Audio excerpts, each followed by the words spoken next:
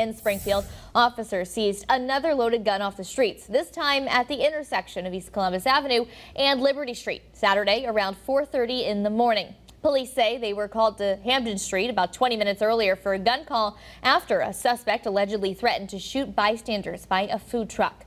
Officers found that suspect, 23-year-old Benny Tran, and tried to detain him. However, Tran ran, jumped down a wall on Gridiron Street and made it to East Columbus Avenue, where police caught up with him. Those officers found a loaded gun in his pants pocket and arrested him on firearms charges.